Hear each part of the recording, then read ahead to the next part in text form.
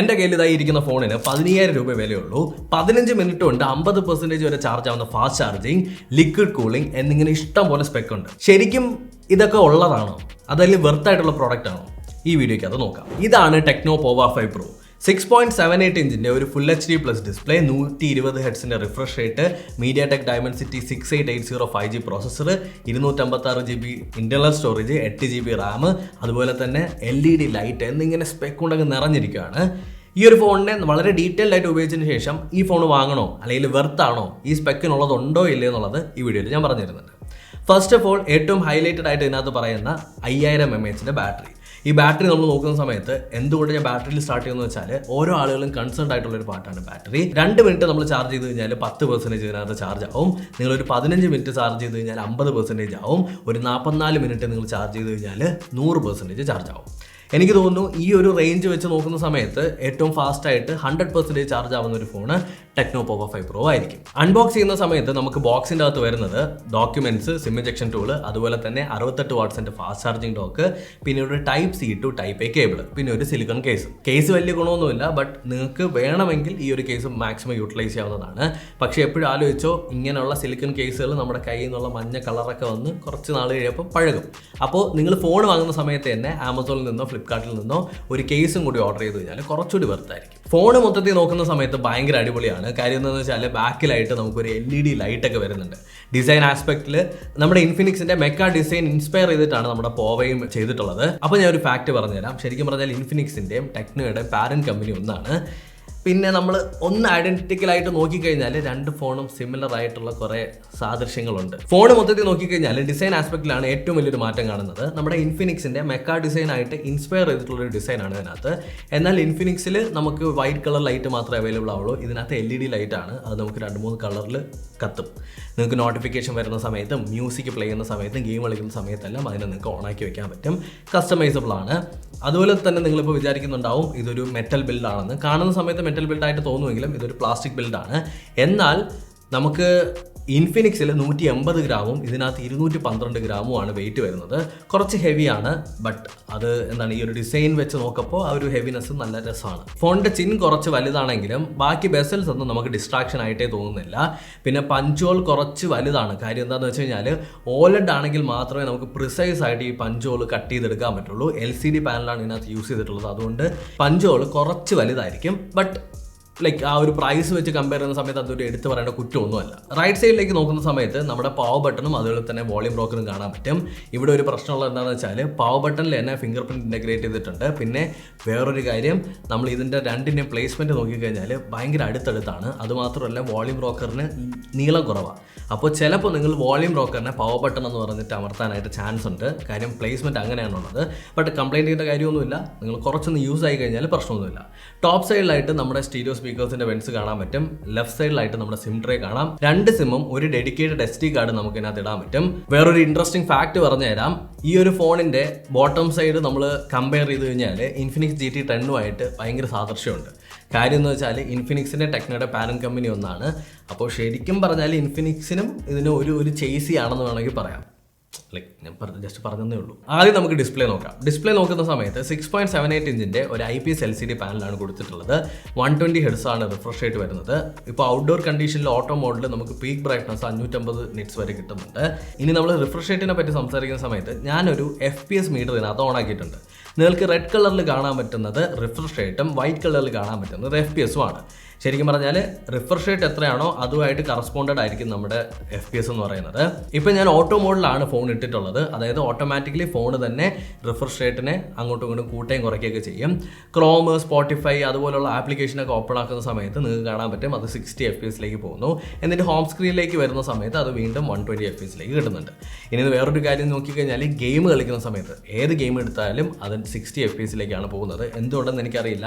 120 FPS എന്ന് ചില ഗെയിമുകളിൽ കാണിക്കുന്നുണ്ടെങ്കിലും നമുക്ക് കളിക്കുന്ന സമയത്ത് ഫീൽ ചെയ്യുന്നില്ല അത് 120 FPS ആണെന്നുള്ളത്. ബിക്കോസ് നമ്മൾ സ്ഥിരമായിട്ട് ഫോണുകൾ റിവ്യൂ ചെയ്യുന്നത് കൊണ്ട് നമുക്ക് 120 FPS എങ്ങനെ ഇരിക്കും, 144 എങ്ങനെ ഇരിക്കും എന്നുള്ളത് കറക്റ്റായിട്ട് അറിയാൻ പറ്റും, ഫീൽ ചെയ്യാൻ പറ്റും. ആ ഒരു ഫീലിന് എനിക്ക് കിട്ടുന്നില്ല. ഞാൻ ആദ്യം പറഞ്ഞായിരുന്നല്ലോ ഇതിനകത്ത് ഒരു ലിക്വിഡ് കൂളിംഗ് ഒക്കെ ഉണ്ടെന്ന്. അപ്പോൾ ഗെയിമിംഗ് എന്ന് പറയുന്നത് ഒരു ഇമ്പോർട്ടൻറ്റ് ഫാക്ടറാണ്. ടെക്നോ പോവ 5ന്റെ അകത്ത് ഒരു വേപ്പർ ചേമ്പർ കൊണ്ടുവന്നിട്ടുണ്ട്. നല്ല ഹൈ എൻഡ് ഗെയിമുകളെല്ലാം നിങ്ങൾക്ക് എത്ര നേരം വേണോ കളിക്കാൻ പറ്റും, അതിന് ഒരു പ്രശ്നമില്ല. കാര്യം ഫോണിൻ്റെ ഈ ക്യാമറ പാർട്ട് ജസ്റ്റ് ഒന്ന് വാമാവുക എന്നുള്ളതിനപ്പുറം വേറെ ഒരു പ്രശ്നമില്ല. നമുക്ക് നല്ല രീതിക്ക് ഗെയിം കളിക്കാൻ പറ്റും. ശരിക്കും പറഞ്ഞാൽ എനിക്ക് തോന്നുന്നു ഫോണിൻ്റെ പെർഫോമൻസിനെ നല്ല സ്റ്റാറ്റിക് ആയിട്ട് വെക്കുന്ന മെയിൻ റീസൺ ഇതിൻ്റെ അകത്തുള്ള ഒരു വേപ്പർ ചേമ്പറാണ്. ഈ ഒരു ഫീച്ചർ മാക്സിമം നമ്മുടെ ഫോണിനെ കൂളാക്കി വെക്കുന്നുണ്ട്. അതുകൊണ്ട് തന്നെ ടെമ്പറേച്ചർ ഫ്ലക്ച്വേഷൻ വന്നിട്ട് പെർഫോമൻസ് വേരിയേഷൻസ് ഉണ്ടാവില്ല. പിന്നെ ശ്രദ്ധിക്കേണ്ട കാര്യം എന്താണെന്ന് വെച്ചാൽ 15% താഴെ ചാർജ് പോയി കഴിഞ്ഞാൽ ഈ 120 FPS വർക്ക് ആവില്ല, ഓട്ടോമാറ്റിക്കലി 60 ക്യാപ്പ് ആവും. MediaTek Dimensity 6080 ആണ് ഇതിനകത്തുള്ള പ്രോസസ്സർ. ഒരു 5G പ്രോസസ്സറാണ്.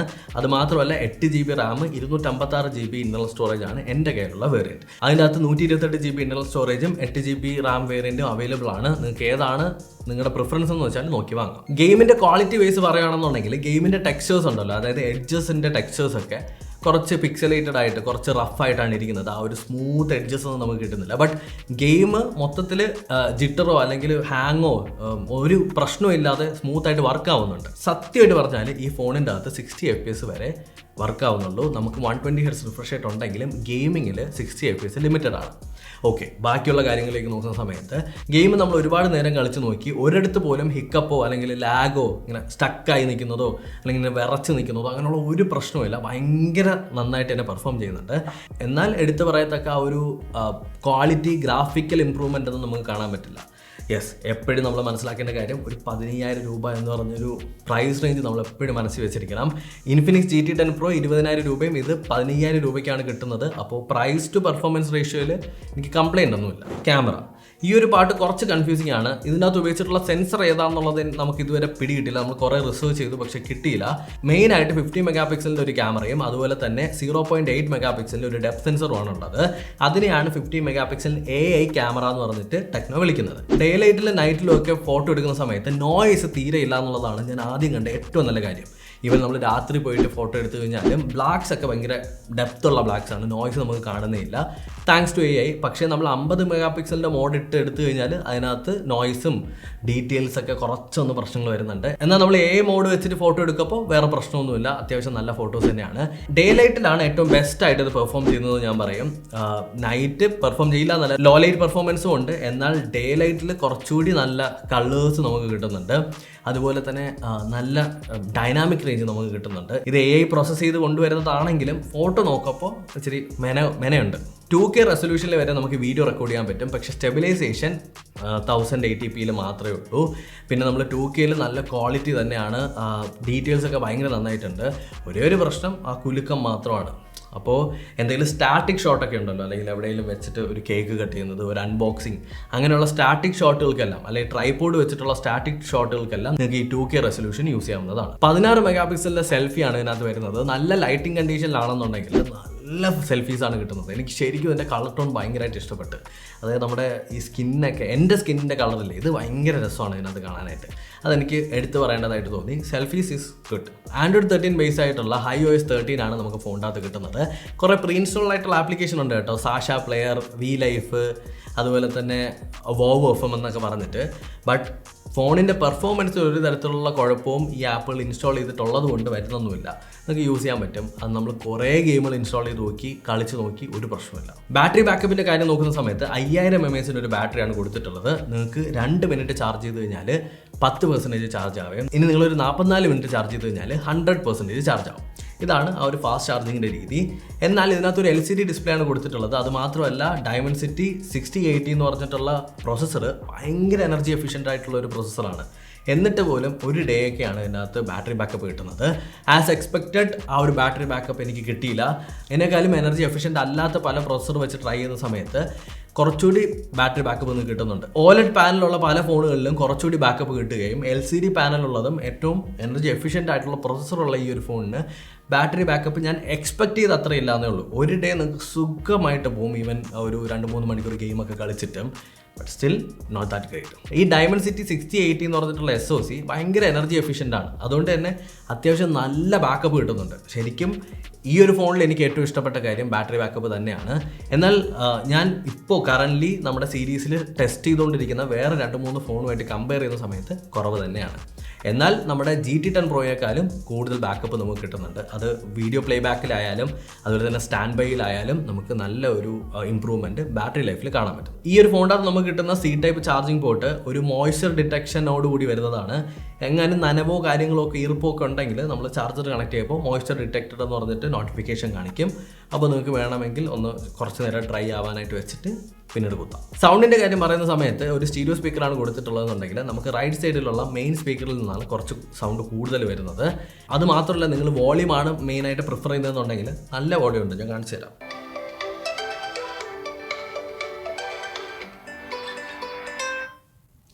ടോൺ ക്വാളിറ്റിയും പ്രശ്നമൊന്നും പറയാനൊന്നുമില്ല. എനിക്ക് ഇഷ്ടപ്പെട്ടു പേഴ്സണലി. ആ ലോസൊക്കെ അത്യാവശ്യം നല്ല ഡീപ്പായിട്ട് തന്നെ ഉണ്ട്.